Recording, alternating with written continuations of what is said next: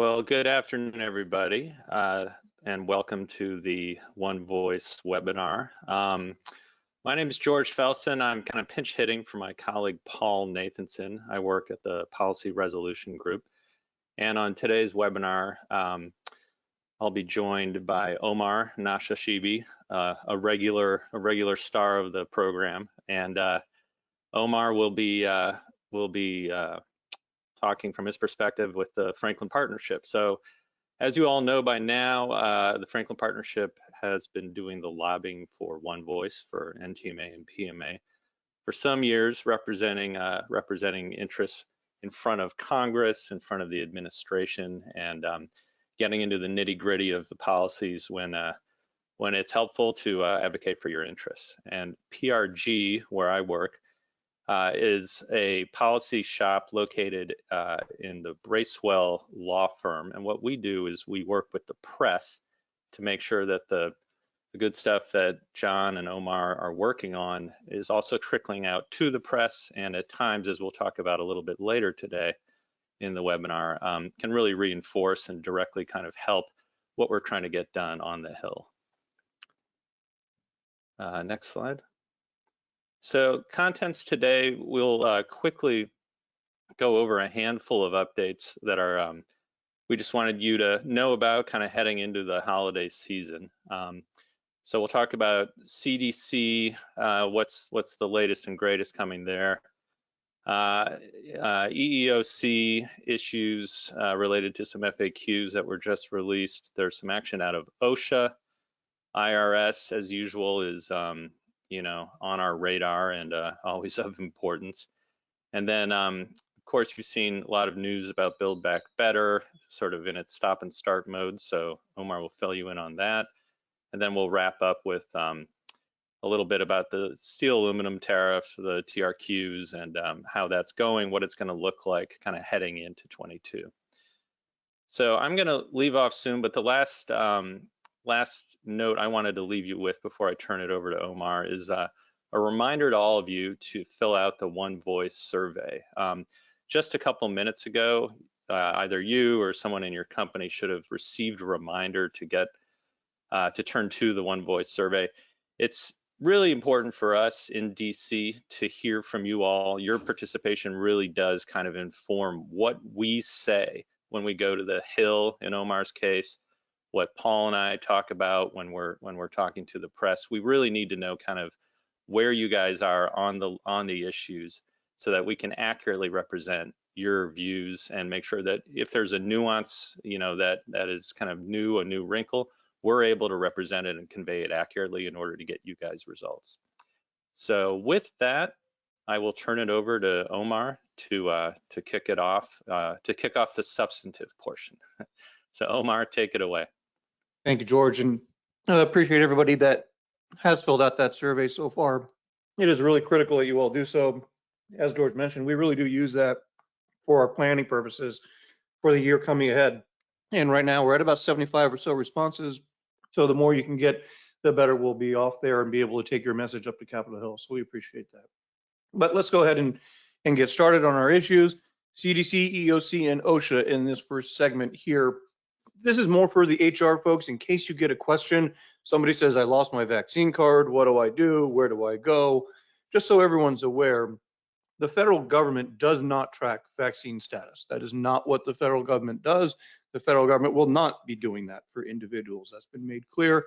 And what the law does, there's systems been set up for decades already where state health departments run this system, and they already report all your immunizations that you've been having since the moment you were born, all go into state systems.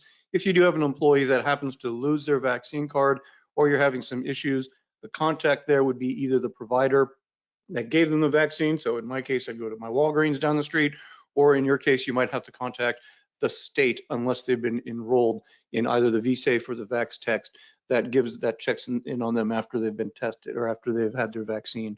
So just a quick reminder, if you are, because now we're starting to get into those conversations about boosters and being fully vaccinated, part of that definition, we probably expect that in the next 2, 3, or 4 months. For that change, as of now, it's still second dose plus 2 weeks and then single plus for the Johnson & Johnson. But again, this is the resource to how to find it. for those that need to help their employee try to find a replacement. The most recent update we've got on the CDC booster recommendations, we're not going to go into much detail on this because we think we'll probably have some more updates down the line. But regardless, the CDC is continuing to provide updates and guidance with regards to booster recommendations for both the Pfizer, BioNTech, Moderna, and also the J&J, which they've largely said no longer continue to use. So this is the latest that they've got on booster shot recommendations for folks that are going down that pathway for scheduling. We are purely speculating, but again, talk around town is again, at some point, the definition will change of fully vaccinated to likely include a booster or some type of additional shot that's there. We do not have a timeline on it, but again, this is the website that's been updated for CDC with regards to those spaces. We are increasingly hearing more and more about tests, and we'll talk about the emergency temporary standard and the legal status for that. But the testing right now is going to grow. The administration is quietly concerned that we might have a testing shortage probably in the February to March timeframe, especially as we're getting towards the middle and later part of this winter with Omicron running around. That is an issue which they're trying to make sure that there are enough tests that are out there. The CDC just about 10 days ago or so, 11 days, issued their consider self-testing, when to do it, how to do it, and there's a lot more on that website than just this. I know some shops have reached out to us about setting up a testing regime. I know when I had my 10-year-old had to deal with quarantine at school, 2 kids going through 3 tests 3 days in a row was $75. That's not cheap.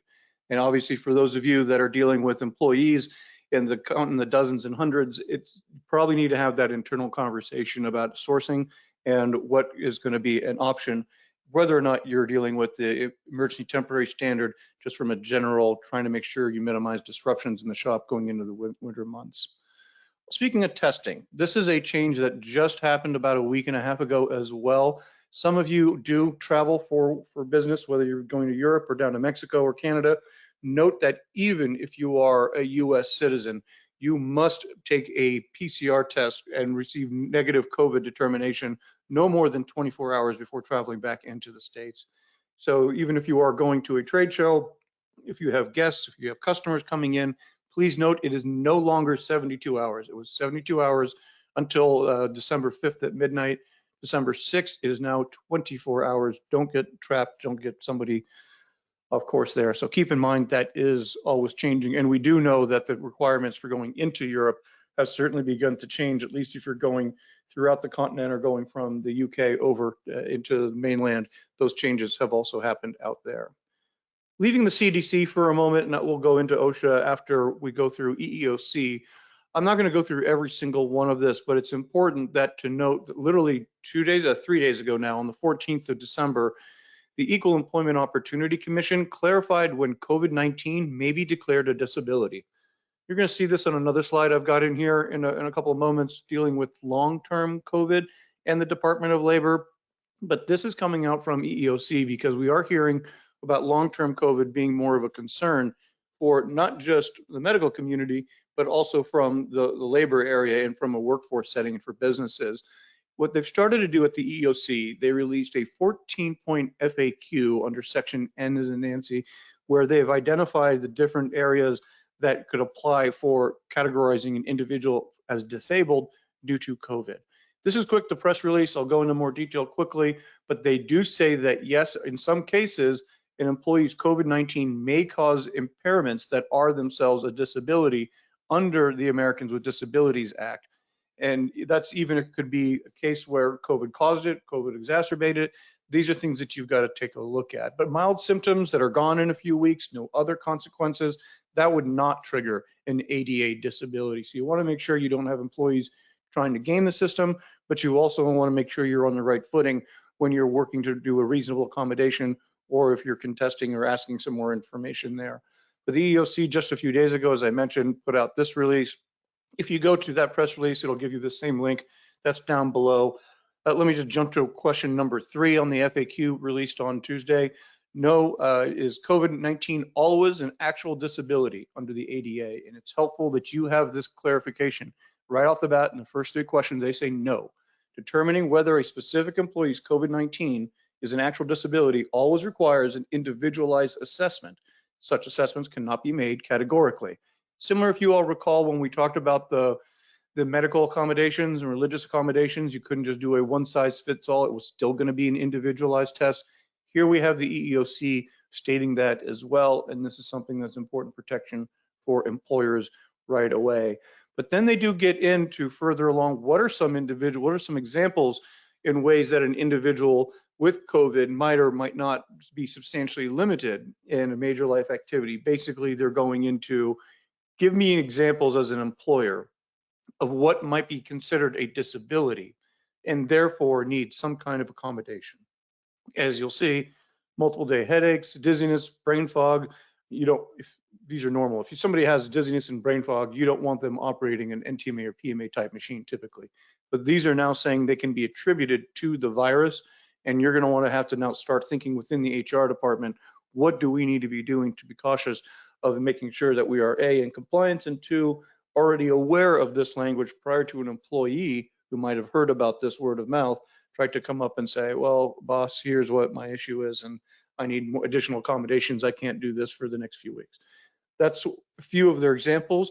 Here's additional examples that they kept. This is also under N4, as you see up there, that was released on the 14th.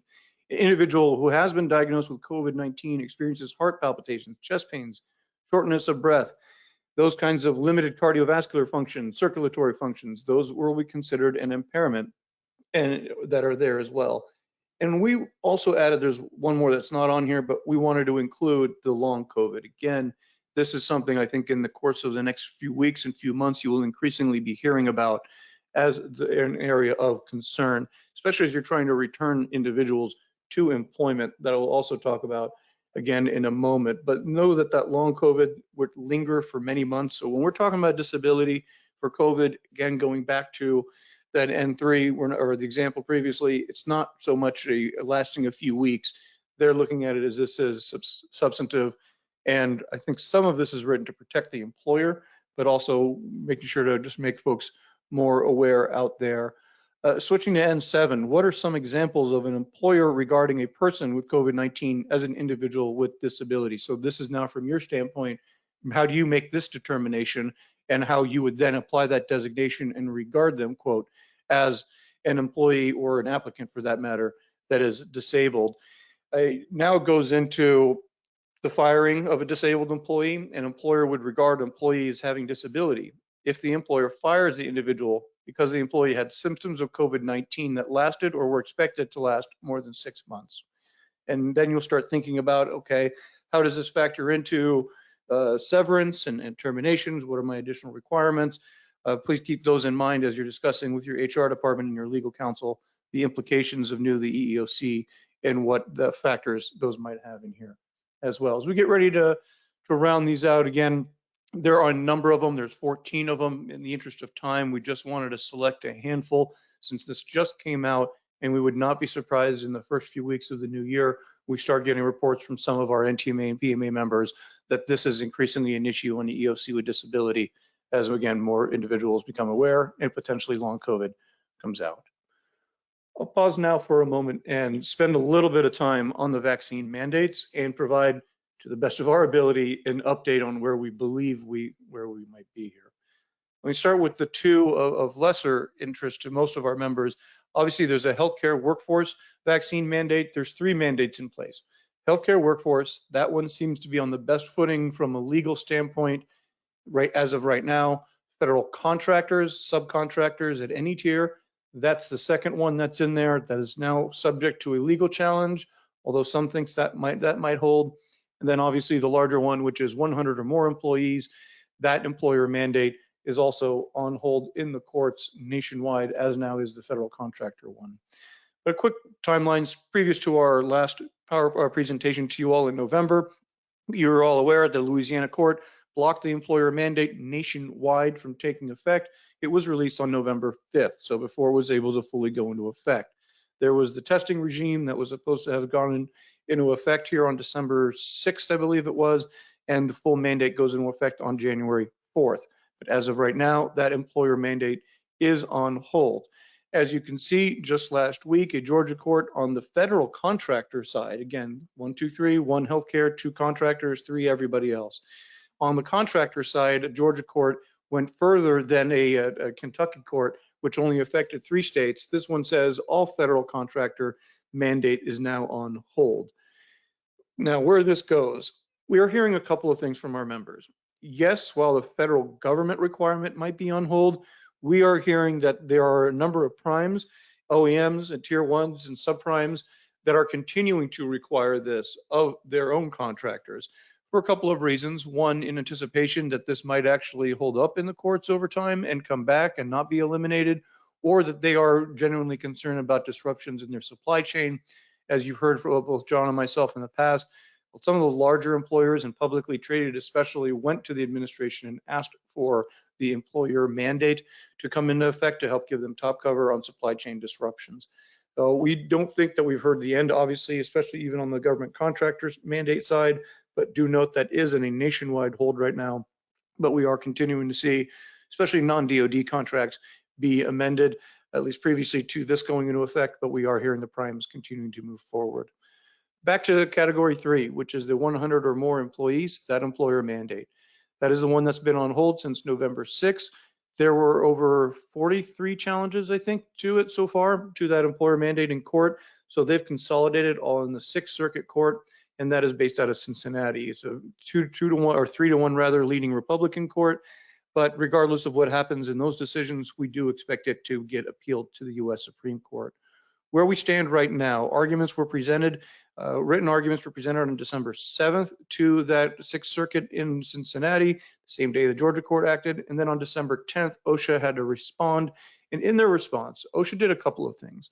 They said, we believe that especially with the Omicron variant, there is grave danger, and we do need to lift this stay and allow the vaccine mandate to go into effect. Then OSHA also went further and made a separate argument.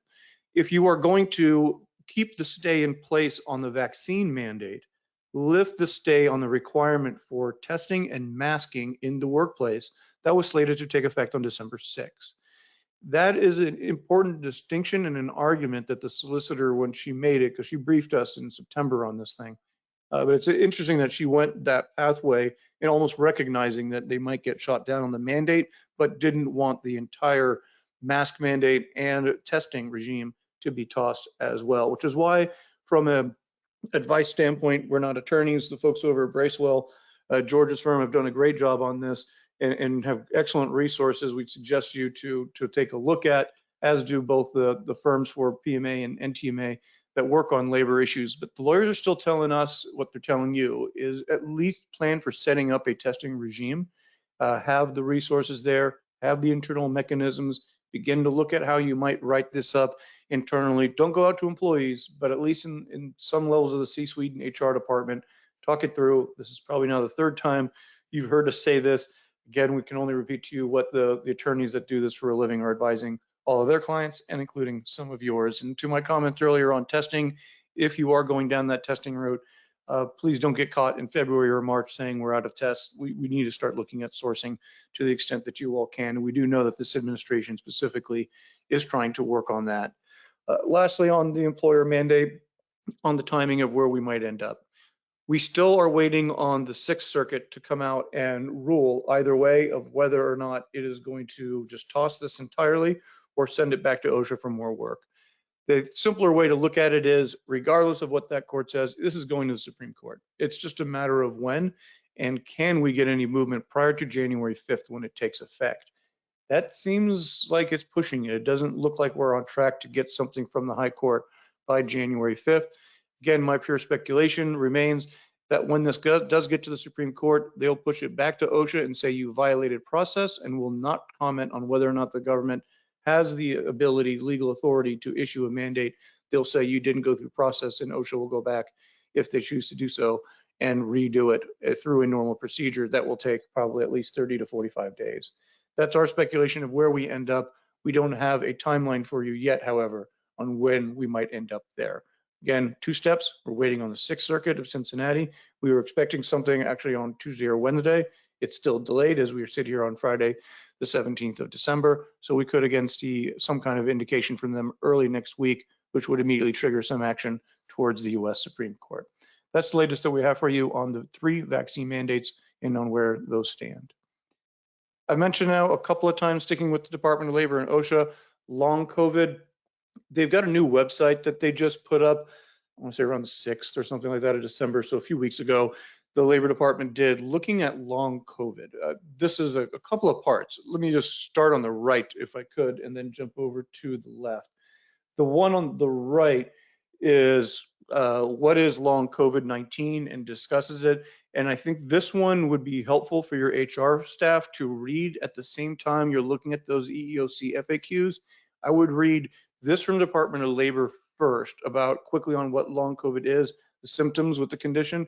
Then I would have them jump back to the EEOC with that better background. And I think those FAQs would fit in a little bit better into what you might be dealing with in a real world situation that we hopefully will be able to avoid any conflict or any challenges there. So something to watch out for.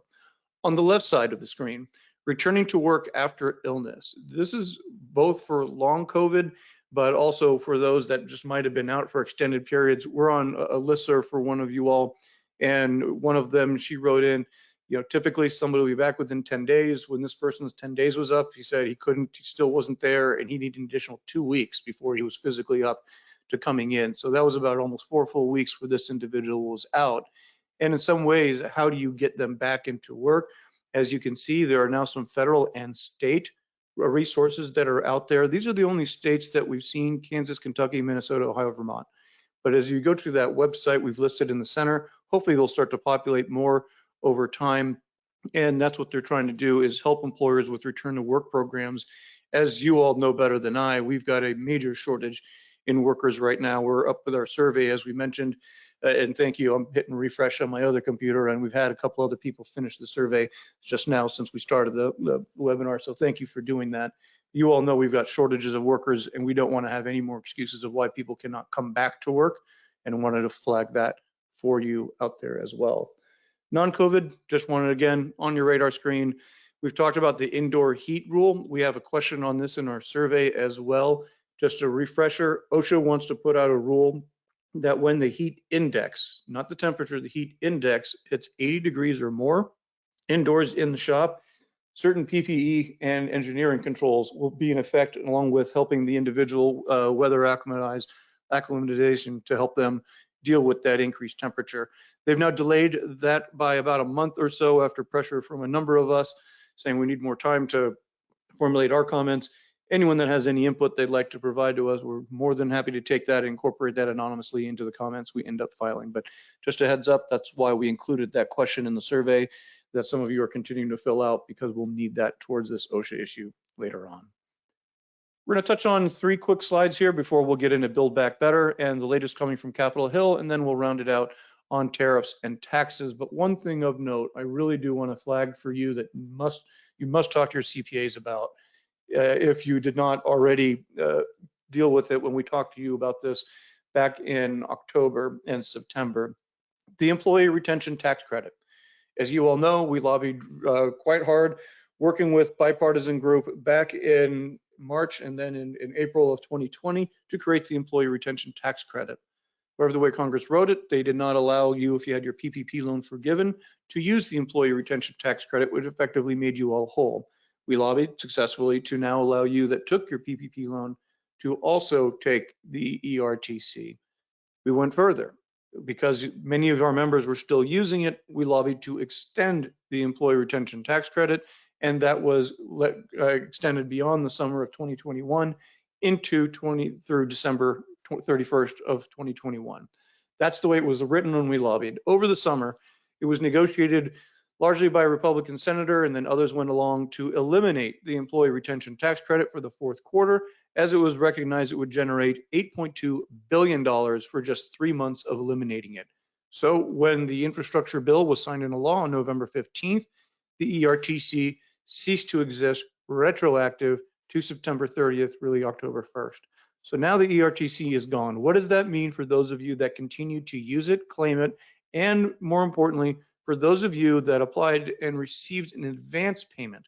If you recall, we included a provision that would allow you to file Form 941 and ask for an advance on your expected ERTC, so long as you kept the certain payroll levels and headcounts under those calculations that we were dealing with.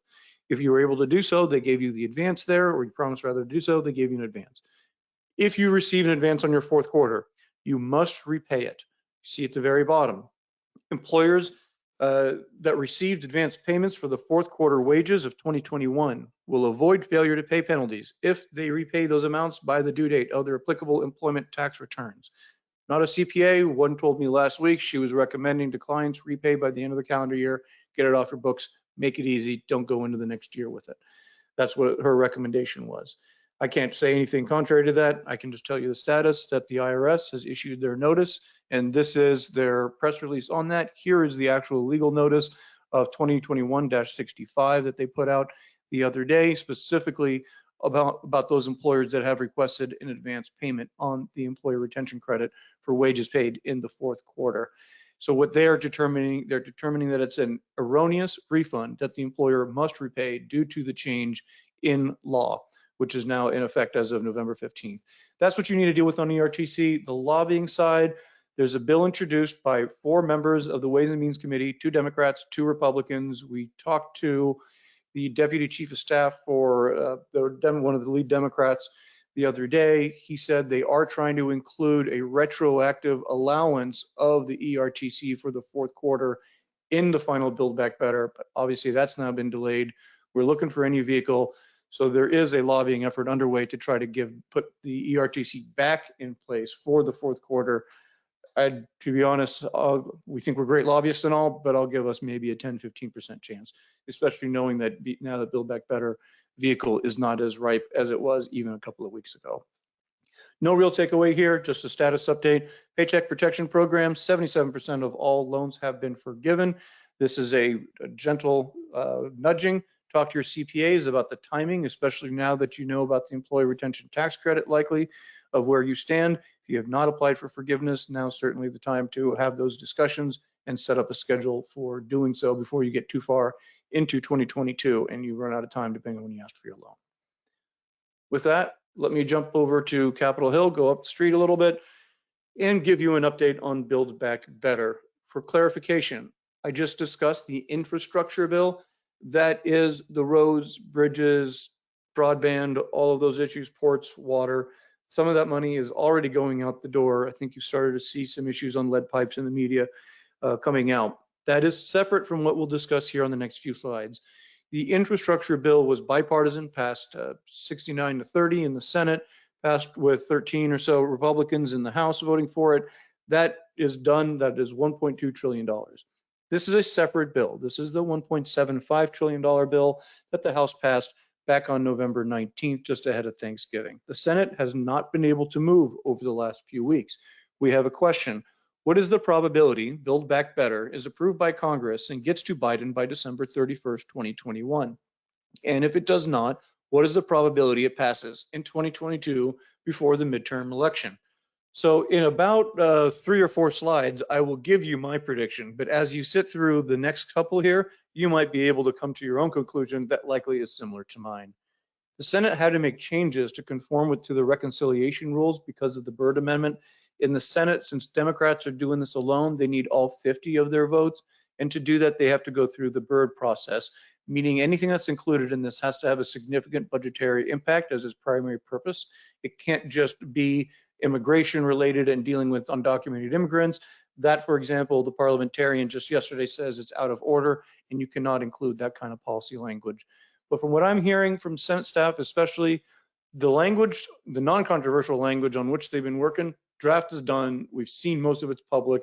They don't expect to make much more changes to those areas that you all don't know about. So they're there for the most part, despite what you hear in the press on a lot of these areas. So they are finished there. We're hearing Kyrsten Sinema is a yes. So they have 49 Democratic senators out of the 50 that they need. But again, they still don't have Joe Manchin. And that's the real one that they're looking at right now. And Senator from West Virginia, the Democrat, he's not ready to go there. He's certainly concerned about inflation. He does actually support a top line of 1.75 trillion. He has now come up to that number. But what he wants is permanent program. So he says, if you're going to do the child tax credit, then do it for 10 years. Don't do it as a gimmick for only 1 year. That's where some of his arguments are in there, and where Republicans, and you've heard this in the press, the real cost of this could be $4 trillion if they don't keep some of these provisions to just 1 year and they allow them to continue and be made permanent, which some might and some might not be. But on the tax side, where we continue to do our primary lobbying here in our shop, it's still not a finished product. There's changes that are being made that are there. I'll show you in a minute. There's a blank spot and placeholders. And so we don't think we're done yet in the Senate, which again, if you're not done, and they just left town, they're leaving town today, the Senate leaving town today, the House just left, and they're not coming back for a while. They're not close enough to call them back over the holiday and bring people back either before Christmas or between then and New Year's to do that. What we are hearing, if and when this does get out, there is still a 15% corporate minimum tax on book income over $1 billion that's in there. That is still in. We are hearing the international tax provisions that deal with GILTI, that deal with limitations on deductions for foreign ownerships. Those are also in. The base erosion, that language also remains in for those of you that have international tax exposure there, either foreign held or some kind of partnerships. That seems to be an area where they are getting some pushback, but the 163N, for example, I'm hearing that's in as well. Green energy incentives, that's not a surprise. Some of those are controversial. The electric vehicle tax credits, for example, those are being challenged by Canada, Mexico, and the European Union as a violation of trade rules. The ones that require, there's two things. One gives a credit for electric vehicle purchases. Another gives a stepped up credit for EV purchases made in a union facility in the US. And that one has a no from Manchin as of right now, from what we're hearing. So we'll wait to see what happens on those electric vehicle credits, but something along those lines might end up being in the final. And I mentioned at the child tax credit, not that Manchin has a problem with the credit itself. He wants it paid for, but he wants to see not so much a gimmicky thing. He wants the Republican buy-in.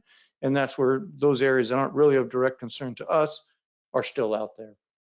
Two quick slides lastly here on taxes, just for your awareness, because it won't hit all of our members or most, but some of our members will be affected by some of the small business tax hits that are coming in for the quote higher and wealthier individuals that are reporting adjusted gross income over 400,000. For trust and estates, there's a number of places where that threshold is lower than the 400, but typically you're going to see a 400 slash 500. When we say that, we mean 400 for your single filers, 500 for your joint filers. And also not written here, but I believe also for your married filing separately is a 250 threshold. So on the small business stock on the section 1202, there's a certain allowance of exclusions of a certain amount of allowing that deduction.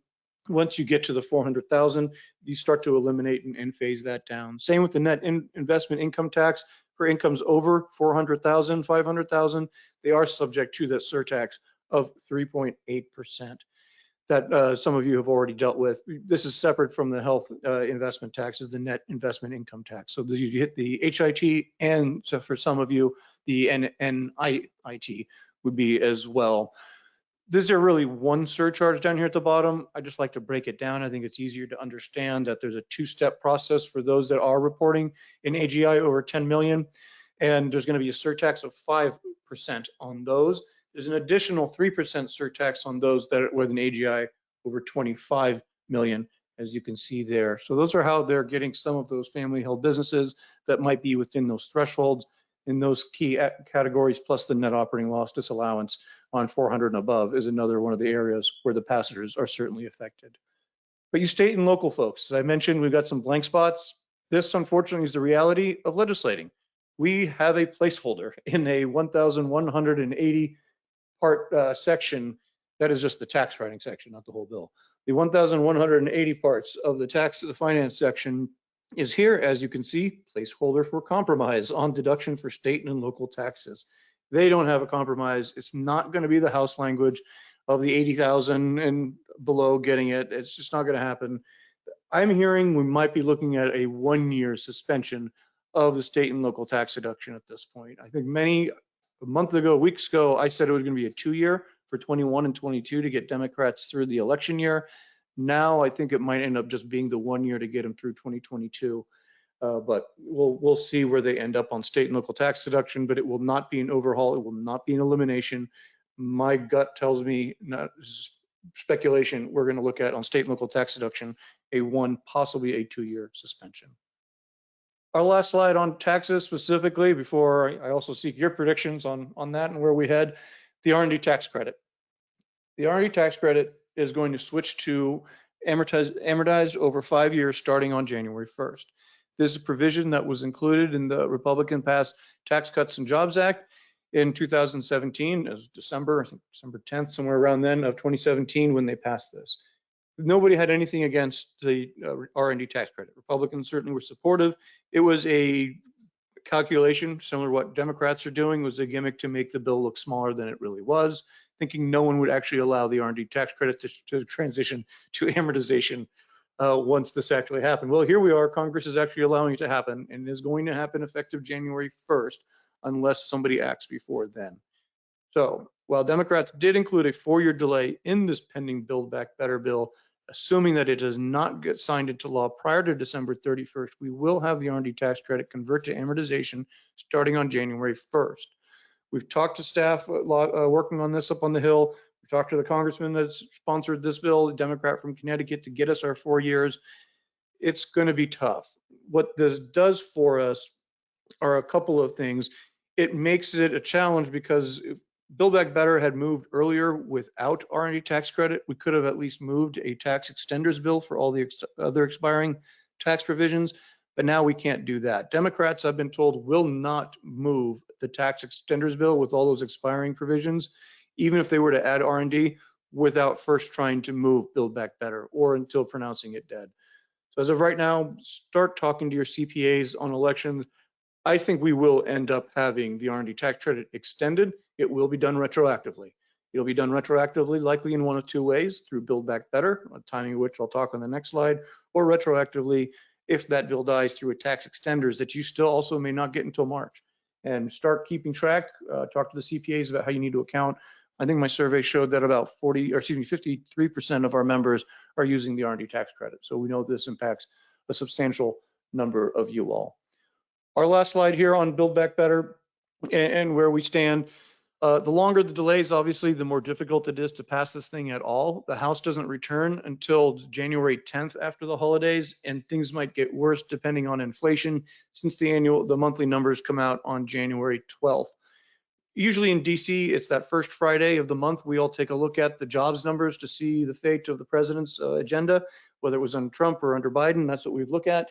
Now we're all looking at the January 12th and then February and March 10th inflation numbers to get a better sense. And we believe Manchin is looking at those as well before he commits to whether or not he's going to support this. Negotiations are going to continue. At this point, I see Build Back Better slipping until February. I think it's going to be tough for them to maybe pull this off in January.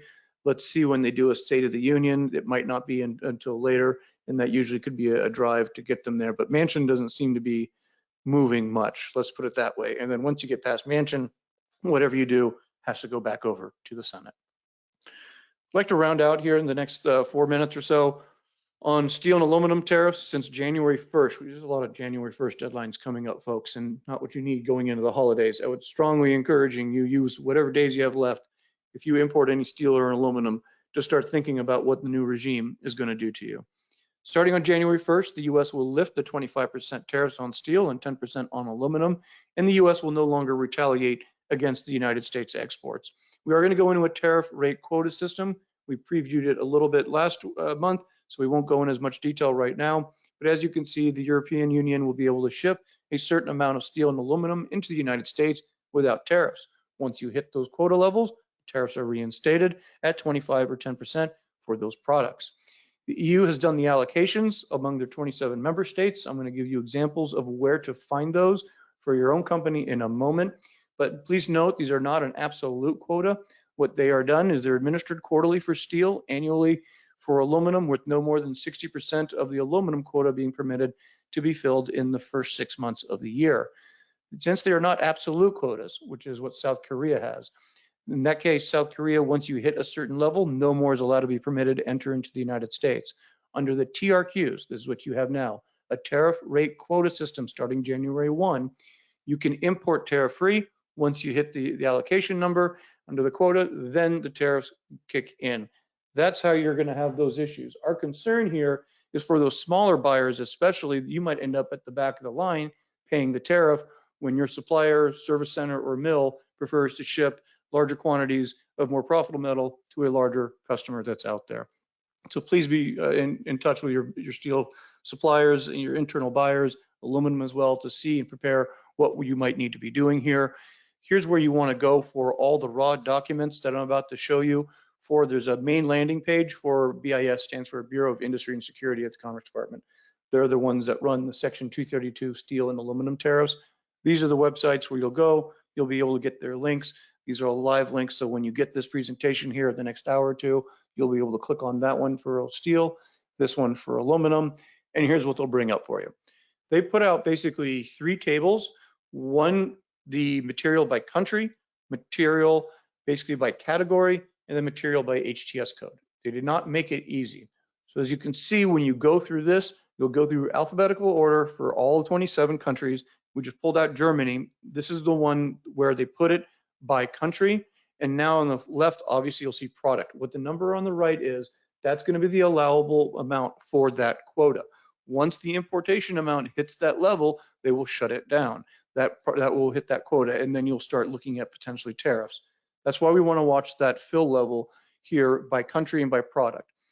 They also don't make it easy. The most important thing is a harmonized tariff schedule code. That's what this is. The HTS on the far right here, that's the one that's assigned to these different categories. This is a not too helpful document because, as you can see, what kind of plate? What is the measurement? What's the diameter? What country? So they didn't make that easy for you. The last table I'll show you before I give you a tool that you can use and turn it over to George here in a second. The aluminum table that you see here, similar to what they've got for the steel tables.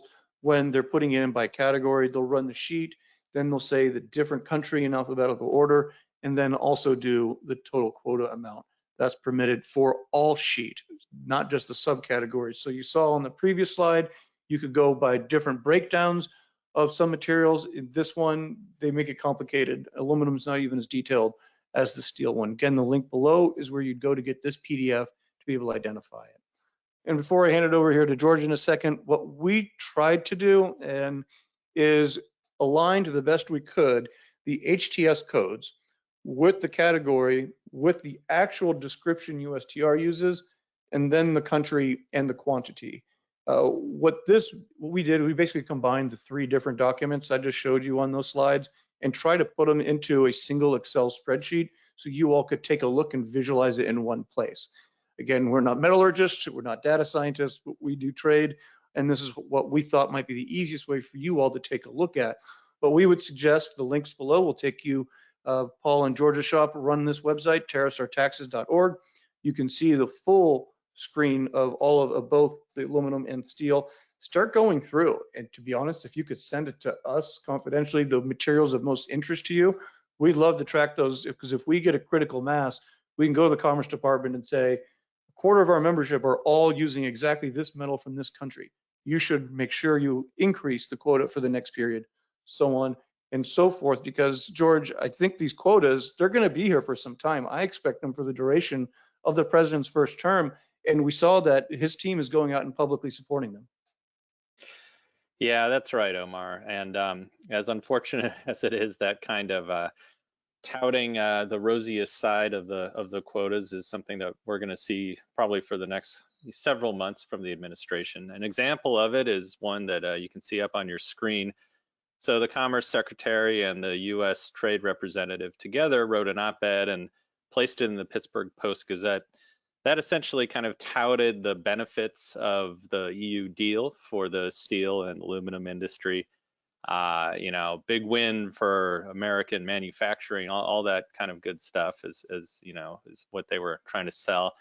And we took the opportunity with the help of an NTMA member to make sure that assertion didn't just go unanswered. And so what we did is we drafted a letter to the editor, worked with the NTMA member on the letter, and got the Pittsburgh Post-Gazette to run a piece that, you know, tried to kind of square or push back on that message a little bit, reminding folks that, listen, I mean, it's, you know, as we just heard from Omar, I mean, the amount of work, the administrative headaches that are involved in these types of deals usually fall on the smaller guys, and it's the smaller guys who are going to end up paying the tariffs, especially after orders are filled by the larger guys. So this kind of messaging is important, you know, both to get into the papers and also just to, for us, from our point of view, you know, we spend a lot of time talking to journalists, you know, kind of behind the scenes and making sure that they understand that there is an additional dimension and added perspective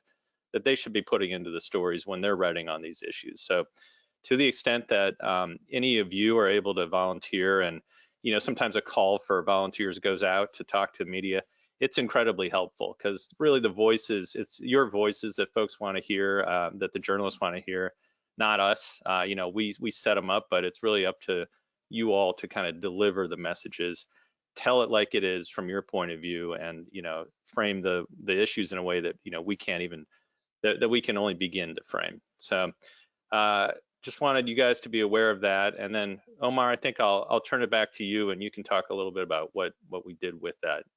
Yeah, it was extremely helpful, and we appreciate Kevin and others that did work on that to get the message out. We've met twice with Commerce this week. We spent almost 2 hours with the Commerce Department. They've been very generous with their time. I think they really want to hear more from us. But part of what really helped with those 2 meetings we had was the amount of data that we were able to bring to them. The steel industry is telling them something, the unions are telling them one thing, and we were able to go in and provide them actual hard data based on the survey results you all have provided us.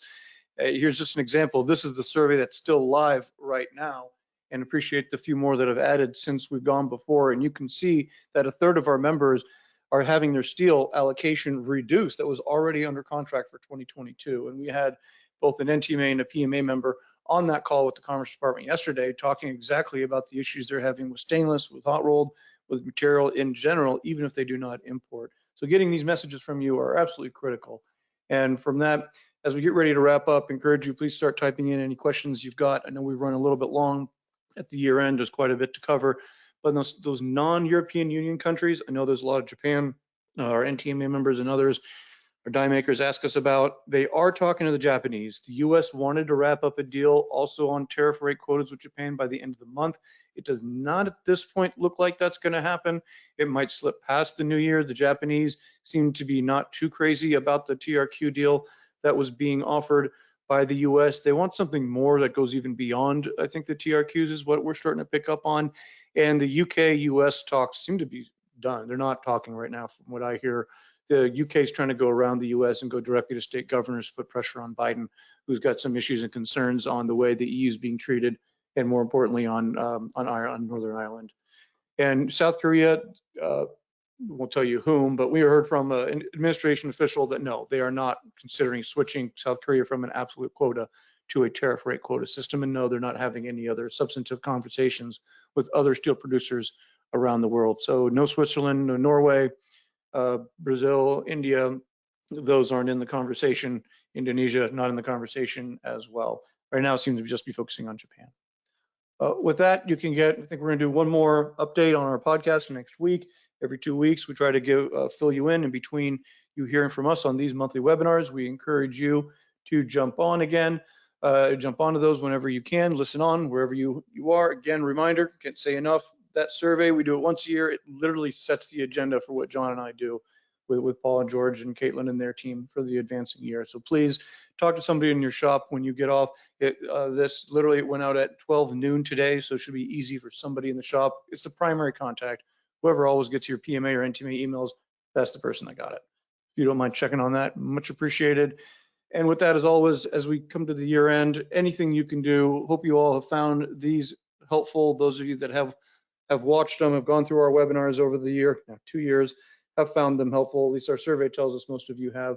So we encourage you, please do what you can to continue supporting the association so we can put on programming like this and stay involved on Capitol Hill. I encourage you again for the next moment or so, if you'd like, type in a question over in the box on your right-hand side. Feel free to email any one of us here. There's the donation links one more time.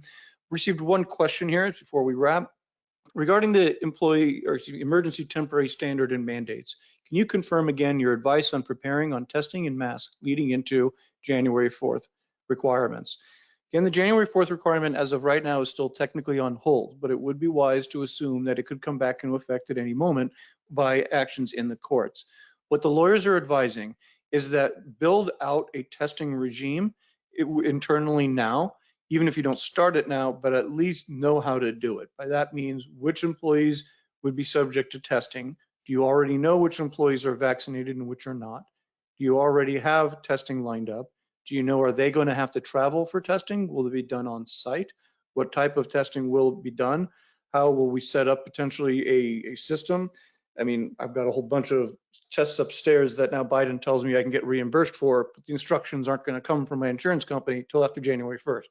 So there's still some things that are being worked on that we've got to think through, but the lawyers are saying at least on a testing regime and strategy, start thinking about the office manual, think about the logistics of how you would do it.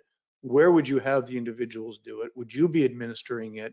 There's been a comment made, we filed comments with our coalition on this yesterday.